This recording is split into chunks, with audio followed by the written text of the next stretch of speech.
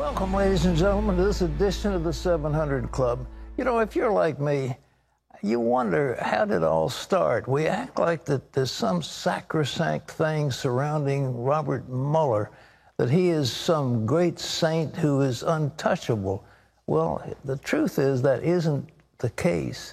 But nevertheless, he is being held up now. If anybody touches him, it will be the third rail of politics. But how did he get there? And it makes you wonder. There's a fellow named Rosenstein who was in charge of the Justice Department because Jeff Sessions had recused himself. So Rosenstein appoints a special prosecutor, which everybody knew would be a dagger pointed at the heart of his boss, Trump. And now the president tweets and says, you've got to stop this thing. It's a disgrace and a stain on our country. And they are the harsh words President Trump has for the ongoing Russian investigation during a tweet storm in which he called for the Attorney General to end what he calls, quote, the rigged witch hunt. Well, Trump's statements have led to a chorus of Democrats accusing him of obstructing justice. Meanwhile, it appears that Special Counsel Robert Mueller wants to question the president about that very same topic. Jenna Browder has more.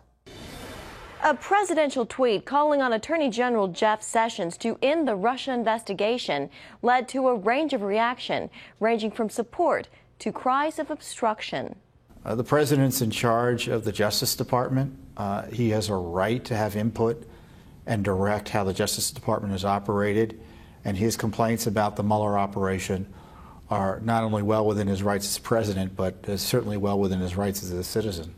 Tom Fitton, president of the watchdog Judicial Watch, says the president did nothing wrong. Meanwhile, Democrats on Capitol Hill. This tweet strikes me as very close to obstruction of justice. If it isn't a criminal act itself, it's certainly evidence of intent to obstruct justice. The president sent the tweet Wednesday morning. Attorney General Jeff Sessions should stop this rigged witch hunt right now before it continues to stain our country any further. It reportedly came after he learned the special counsel wants to question him about obstruction of justice. He used the word should, he didn't use the word must, and there was no presidential directive that followed it. But he didn't direct him to do it, and he's not going to direct him to do it. Oh, it's well past time for the special counsel to be shut down. It's unconstitutional. It was corruptly formed. We now have information about bias of some of its key officials, such as Peter Strzok, who had to be removed. Judicial Watch just uncovered new emails written by Strzok, the FBI agent who worked on the Russia investigation and whose derogatory text messages about Trump led to claims of bias. The emails show he was desperate to keep his security clearance as a senior counterintelligence official. So the question is, given his dishonesty and record of misconduct, should we trust what he was doing with these special authorities while he was in the Mueller special counsel operation? White House Press Secretary Sarah Sanders also commented on the president's tweet, saying it was an opinion, not an order. And one more thing, Attorney General Sessions can't actually end the probe because he recused himself from the case. It would have to be Deputy Attorney General Rod Rosenstein. In Washington, Jenna Browder, CBN News. Thanks, Jenna. You know, it's so wrong. I just cannot imagine a corporation where a vice president would hire somebody who was an avowed enemy of the president of the corporation, and that vice president be allowed to continue in his office. And so Rosenstein has got to be fired sooner or later now, but right now he's sort of untouchable. And the Democrats are acting like that this is some thing set into the Constitution. It's not. And it's wrong, and the participants, so many of them are hardcore supporters of Hillary Clinton. And you ask yourself, what is wrong with this picture? Well, what is wrong was that Jeff Sessions recused himself when he shouldn't have. He got out of the line of fire and left the Justice Department in the hands of somebody who I think should have been fired a long time ago. So we'll see what happens, but if there is another election and Trump is re-elected, which he probably will be, he should clean house, and it would be no problem at that point. He can fire a whole lot of people, but in my opinion, the Justice Department is arrogant.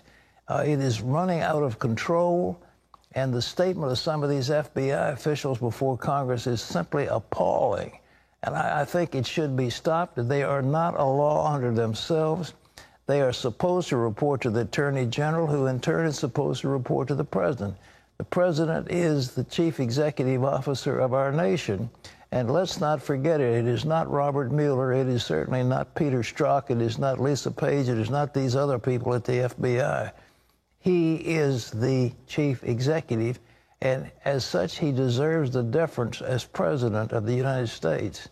Well, in other news, ISIS and Russia are active on Israel's border with Syria. That's the Golan Heights, remember? Ephraim Graham has that story. Pat, Israeli forces killed 7 ISIS terrorists in a Syrian-held area of the Golan Heights Wednesday night. An Israeli army spokesman says the cell was fleeing Syrian forces and came within about 200 yards of Israel's border. The terrorists were carrying firearms and several explosive belts. Meanwhile, Russian forces are joining UN peacekeepers to patrol the Golan border area between Syria and Israel. That is according to Russia's defense ministry. Russia also says Iranian forces have pulled back about 50 miles from the Golan border. Protesters are taking to the streets of Iran this week, some chanting death to the dictator as their anger grows against the regime's Islamic rulers. The first sanctions on Iran under President Trump are due to go into effect Monday, on top of an already crippled economy. As George Thomas reports, leaders in Washington and Jerusalem believe the regime's hold on the Iranian people is weakening. Iran's economy is in a freefall, and pressure on average citizens to make ends meet is growing by the day. Iran at the moment is in a difficult condition, especially economic conditions. Thousands of protesters angry about soaring inflation and skyrocketing prices took to the streets of Isfahan in central Iran, chanting, "Where is our money? Shame on you," and death to high prices. Its currency is collapsing quite rapidly. Internal dissent is growing. Nearly 40 years after the Islamic uprising, many in Iran and in the West say the regime's campaign to spread its revolutionary version of Islam has yielded only heartache and suffering. The 40 years of fruit from the revolution has been bitter. 40 years of kleptocracy. 40 years of the people's wealth squandered on supporting terrorism. 40 years of ordinary Iranians thrown in jail for peaceful expression of their rights. Months after the U.S. withdrew from the nuclear deal, Iran is about to get hit with even more crippling sanctions, further damaging the economy and exerting more pressure on the regime. It was the Obama policies that emboldened the Iranians to finance terror. Trump, by placing new sanctions and reversing the nuclear deal, has made it so that the Iranian economy is in big trouble. And the Iranian people are protesting, saying, why are you giving our money to the Palestinians when we are in economic desperate straits at home? And this could bring about the downfall of the regime, which would be good for the Iranians and good for the world. President Trump on Monday said he'd meet with Iranian President Hassan Rouhani any time if the Iranian leader was willing. Iranian officials are trying to find out what President Trump's real motive is and to learn whether he is really seeking a deal or if his administration has rented out its foreign policy to a few countries to create chaos, instability, and economic collapse in Iran. In the meantime, Washington and Jerusalem are using the crisis to appeal directly to the Iranian people to stand up to the regime. While it is ultimately up to the Iranian people to determine the direction of their country, the United States, in the spirit of our own freedoms, will support the long-ignored voice of the Iranian people. Our hope is that ultimately the regime will make meaningful changes in its behavior, both inside of Iran and globally. George Thomas, CBN News. What do you see happening here, Pat? Well, I think it's time for the United States to act. You know, Obama was so standoffish when those people were rioting before. There was a tremendous movement in that election to overturn the government, and he did nothing to support the dissidents. Nothing. I mean, absolutely nothing. And now President Trump is saying, yes, we're going to do something, and I think we ought to do everything we can to support some dissident group that is able to set up an alternate government. But when the Shah fell, we went along with bringing in a religious leader who established a theocracy, and those mullahs rule the country, and the people can't stand them. They don't like the laws they put in effect. They don't like the stringent rules.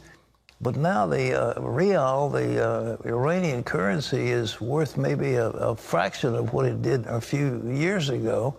And so therefore the people's currency is worthless, and they can't buy anything, and there's runaway inflation, and the people are suffering, and it's time for us to get involved. And especially with the students and the labor movement, they want a change. And I think if we do something to support it, it'll be in the best interest of our nation. Let's hope so. All right, Ephraim? Pat, President Trump is following through on threats to sanction Turkey for the arrest and trial of American pastor Andrew Brunson. At the president's direction, the Department of Treasury is sanctioning Turkey's Minister of Justice and Minister of Interior, both of whom played leading roles in the arrest and detention of Pastor Brunson. Turkish police arrested Brunson in 2016 and charged him with links to a failed plot to overthrow the government, accusations he denies. President Trump said Brunson is suffering greatly and he needs to be released immediately. Pat? Well, here again, Turkey used to be called the sick man of Europe. It was the fall of the Ottoman Empire, but there was a group of the so-called Young Turks who overthrew the old Ottoman Empire and set up what amounted to a participatory democracy.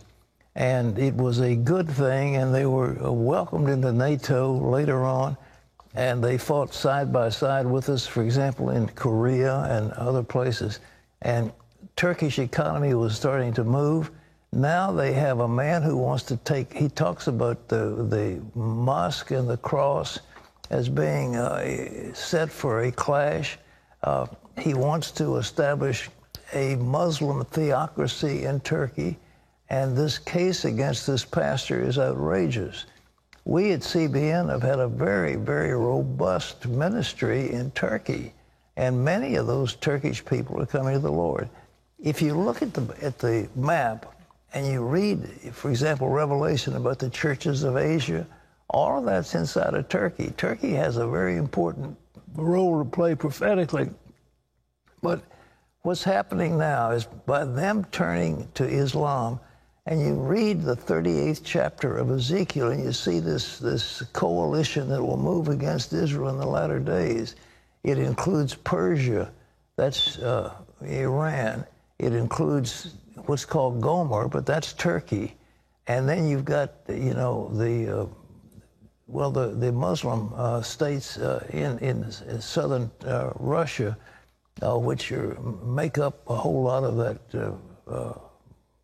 Rosh.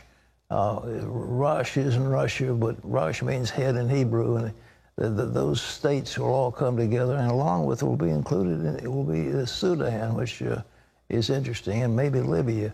So that's the coalition in the Bible that will come against Israel in the latter days. So Turkey is sitting up for that clash, and I'm interested to see it. I don't like it, but it's happening right according to the Scripture.